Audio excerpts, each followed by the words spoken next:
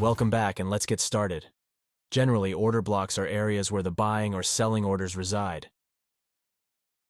The market has rejected these levels once, so when it returns to these levels, it might react to them again.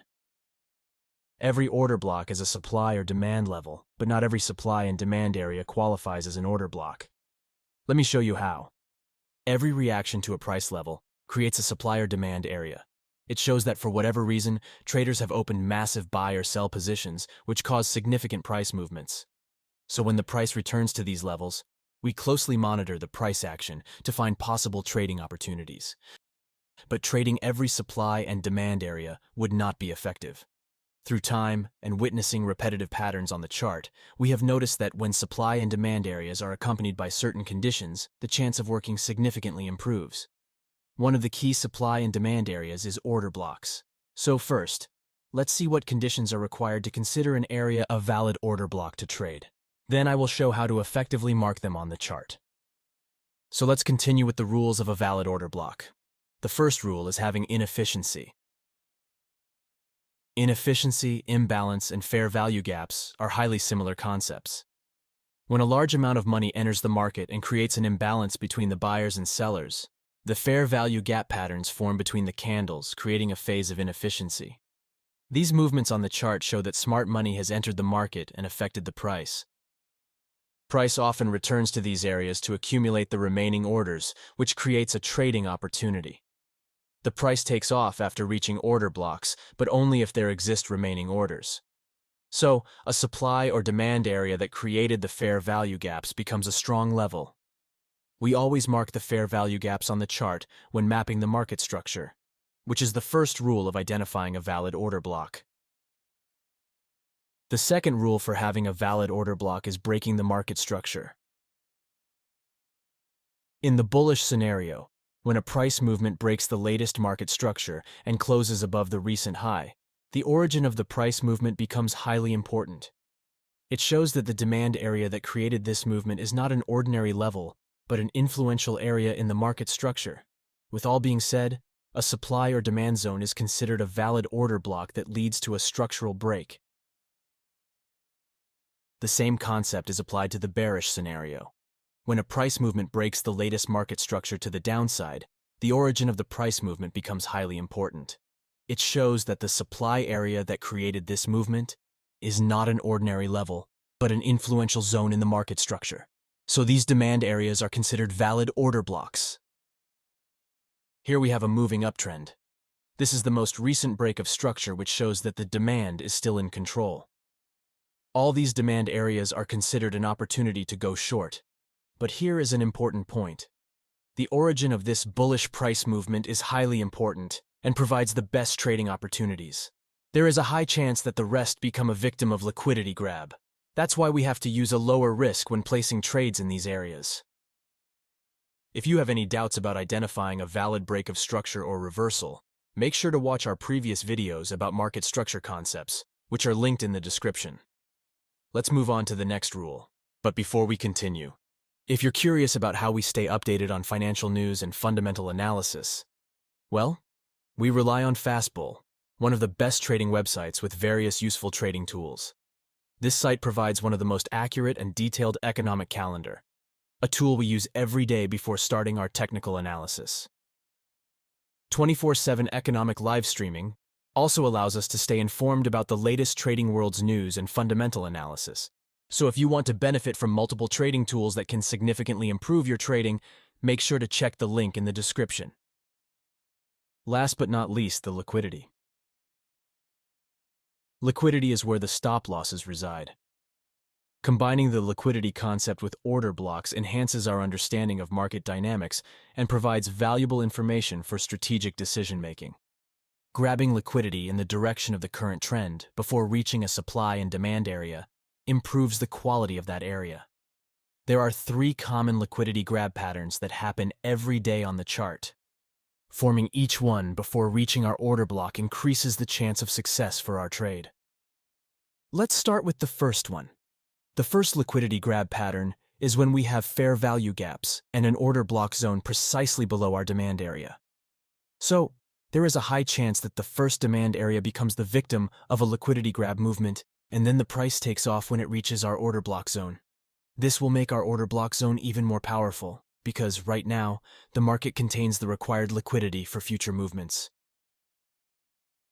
For example, here we have a demand area and a potential trading opportunity to go long. But looking at the left side, we can spot this gap between the candles, precisely below the demand zone. Now this gap will act as a magnet for the price to come and fill it, restore the balance, grab the liquidity, and continue pushing upwards when it mitigates the order block. So here comes an important point. Before placing any trade, you should look at the left side to see the market structure conditions to avoid this kind of unnecessary risk. So, when this kind of scenario forms on the chart, there is a higher chance for this move to be just a liquidity grab and does not necessarily mean a reversal is coming, making our order block zone more powerful and a perfect trading opportunity to go long. The second liquidity grab pattern happens by forming equal highs and lows. Equal highs and lows are interesting trading areas for traditional support and resistance traders. In the bullish scenario, below the equal lows contain lots of liquidity.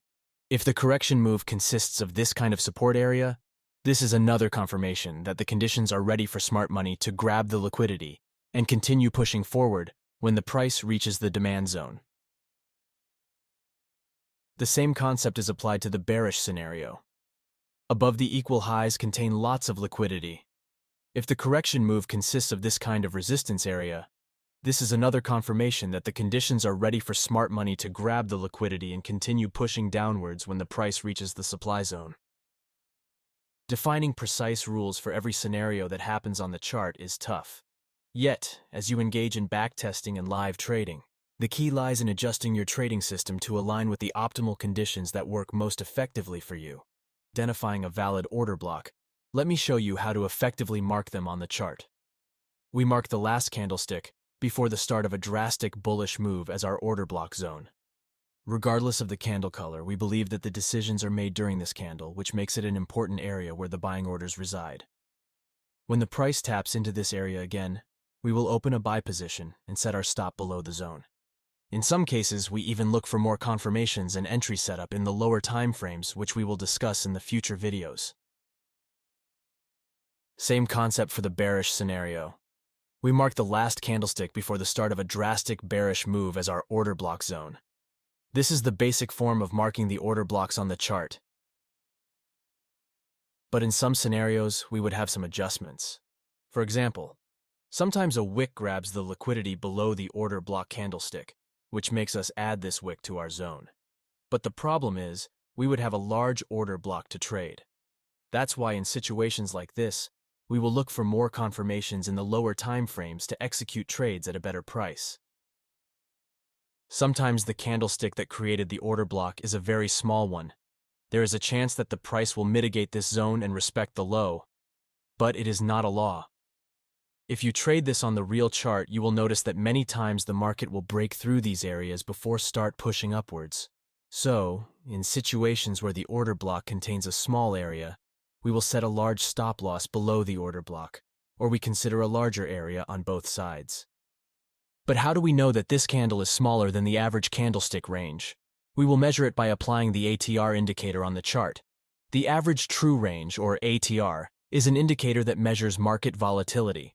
It gives you the average size of the previous 14 candles in default settings. So here is an extra rule for marking the order block zone. If the order block candlestick is smaller than 60% of the ATR, we will extend our zone to 1 ATR from both sides. For example, here the ATR shows that the average size of the past 14 candles is 20 pips, so if the order block range is lower than 60% of 12 pips, we will extend our order block zone to 20 pips.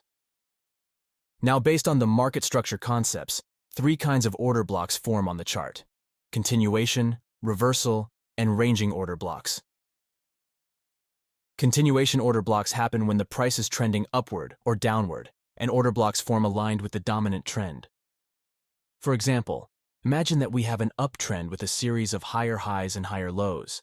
Each of the demand order blocks that form along the way is an opportunity to go along with the dominant uptrend. But if a change of character appears, a supply order block automatically will form, which is against the dominant uptrend. Usually, the continuation order blocks have a higher chance of success because they are in line with the trend. However, reversal order blocks have the potential to gain massive risk-to-reward ratios. The next order block is the ranging order block. This kind of order block forms when the price is in a range phase before a drastic move happens in the market.